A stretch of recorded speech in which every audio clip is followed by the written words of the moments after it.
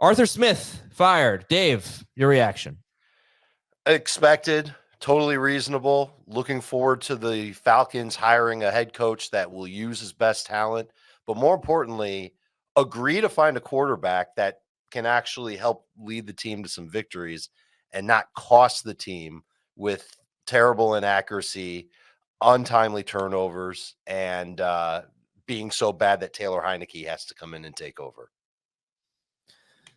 Good for Bijan. It's good for everyone everywhere. Well, I mean, let's see who they hire, but yes, it should be good for everyone everywhere. And the quarterback is obviously going to matter a big part of this, so I would hope that they bring in someone to maximize the talent of what they've, accrued over the last 3 seasons, with bringing in arguably the best tight end, wide receiver, and running back in their respective classes. And in some cases, some of the best talent that we've seen coming into the NFL, certainly a tight end and running back. There's a lot to love about what the situation can be, but if they don't get the quarterback fixed, it's really not going to matter very much, So that's the next, phase of what has to happen for the Falcons here. So we'll see. I think they put their GM Terry Fontenot on notice as well that he's probably not going to be around. Also, given the fact that the statement that they released that he'll be part of the hiring process, as opposed to he will be the guy making the hire. So don't be surprised if the coach that they bring in, if in fact they probably have somebody in place already, decides to have his own personnel person. Could be Bill Belichick. So we'll see what happens with who the Patriots hire. But obviously the quarterback is still to be determined, and that's a big part of it. The Falcons have the 8th pick, and I do think at this point, depending on what happens tonight in the national championship game, you could see 4 quarterbacks going in the top 8 with Williams, May, Jaden Daniels, and Penix. But I'm looking right now at a mock draft on our website from December 21st from Chris Trapasso. No, it's Chris Trapasso. From I know Ryan just because I did a college football segment yesterday on HQ with talking about the game tonight, and Ryan has Penix at 11, so he could easily be in play. Yeah, and I'm looking at one from the 21st, 2 of them from the 21st, and Penix is not in either of them. And that was the point I'd make about Penix, is that I don't think he was considered a first-round pick until last week. And I wonder if it's a little silly to overlook an entire career and just go, he was great. He was great. And maybe, this happens all the time. I mean, quarterbacks rise so much. But I do wonder about that with Penix, if he's going to be pushed up by one performance. And we'll see what happens tonight. If he has a bad game tonight, he may, all this buzz. Down, sure. Well, it's been the season, so, and I think part of it, and I just know this, and I wasn't aware of this just because I wasn't, I'm not so dialed in yet as I will be, that he had both ACLs repaired. Mm-hmm. So the segment I did was with former GM, current Commanders consultant, Rick Spielman, and he said that the medicals will certainly matter for what will happen here. But as was said on the segment as well, teams will overlook medicals if they like the player. So I think it'll come down to if he has a strong game tonight on top of what he did in the semifinals, then he's definitely a first round pick. There's no doubt about it at this point. It's just a matter of, is he a top 10 pick, and that's, I think, what will be interesting to see. Yeah, some of his throws that he made in that game were ridiculous. He also at halftime of that game, I don't know if he got sacked in the second half, but they gave the stat at halftime. He's been sacked 11 times all season. So that's another thing. Holy cow, what an offensive line. The comparison that Rick Spielman made was kind of twofold. Obviously, there's going to be a lot of Tua comparisons because they're lefties. And then but the thing he said, as a player, he reminds him a lot of CJ Stroud. Oh, okay. Well, that's good. Just go back to the Falcons here. I mean, does it concern you at all? They have been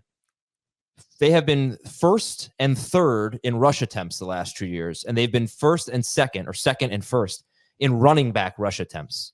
So I guess, how could a coach be better for both the running game and the passing game? I know by eliminating the number of running backs that are going to run the ball.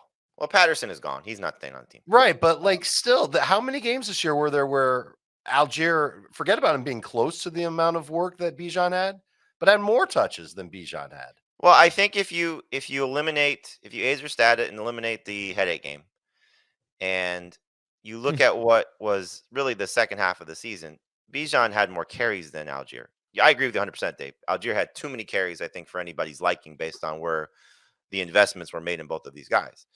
But I mean, look, we had this conversation, I think, last week. How many teams are going to have bell cow running backs like we're used to talking about? They're not going to be very many. And I don't think Bijan is necessarily going to get 20 carries consistently week to week as long as Algier is there. Because look, Algier's a good running back. He's a good player. So whoever the coach is will give him some opportunities. The thing I think that will help is probably, just featuring Bijan more in all facets of the game. And that's, I think, something that could be certainly done with the next coach and hopefully the right quarterback in place. But I mean, look, there's a lot to love about the situation for whoever's going to be the play caller there. I think we would all look at it and say, of the opportunities for where Ben Johnson can go, because he's the most prominent offensive coordinator looking for a job, or at least in expected to get a job, this would be the most favored landing spot if he can get the right quarterback with him. And it's so easy for him to walk in and say, all right, I'm looking at the Falcons games last year or this season, this past season, saying last year's crazy. Tampa Bay 5 games ago, Robinson had 1 more carry than Algier. Carolina 4 games ago, that was the rain game. Algier had twice as many carries as Bijan. So, like, the very first thing that Ben Johnson could walk into a meeting and say is, we're going to find ways to creatively use Bijan Robinson on top of, like, all the stuff that you saw him do last year.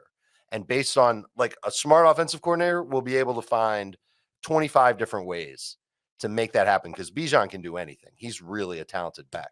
I don't want him to get 20 carries a game. I want him to get 20 touches a game. And I want him to lock into like 16 minimum every single week. Feed him. Give him a chance to help your offense stay on the field. Give your defense a rest.